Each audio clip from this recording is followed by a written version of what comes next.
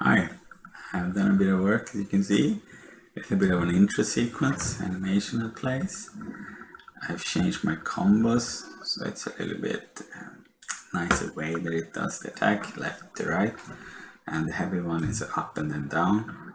And so there's a bit of strategy to how you use this attack, because the attacks are all like physics based. I do bounce overlap checks to see if I'm hitting the target. Also doing a little bit of alignment towards the target when I'm doing an attack. And I also have lock on. And as you can see, first I spawned a couple of short guys, and now I'm spawning a little bit of longer guys. And they have different health points. I haven't changed behavior, so they kind of move around with the same shared behavior. And I will probably put that as settings that I save out as well, to show that when I finish this fight. So I defeated them all and fade to black. So how did I do this? So I basically created a sequencer, and the sequencer has a bunch of events. Here's a fade in event, here's a fade out event, here's an animation event that's basically playing the getting up animation. And these blue ones are spawners, basically spawn in one of those enemies. So you can see there's a file that I have here. You can basically change it to something else if you want. You can have the long enemy. Also check the blueprint where it's actually going to spawn. You can also edit it, but I don't save that out.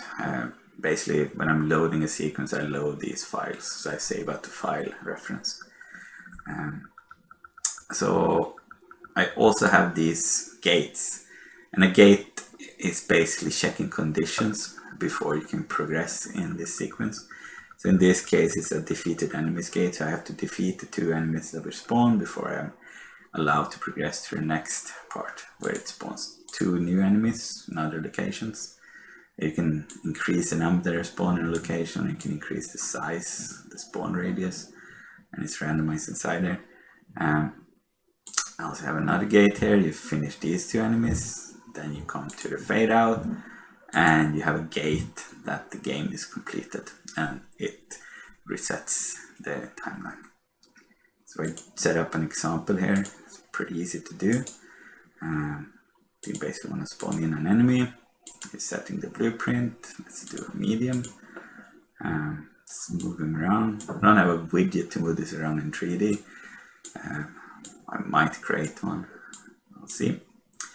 And let's do a gate here to just complete the game when you reach 9 seconds. Actually, you want to have a gate so you can't complete the game unless you defeated enemies as well. So spawn a guy, wait for them to be defeated, then finish the game. So let's see if that works. I'm moving around and doing my attacks. Oh, a bad guy. Smack him. It's a little bit hard to hit. The alignment is fixed alignment distance right now. I can extract from the animation, but I haven't set it up. So I'm going to add that later. So that's it.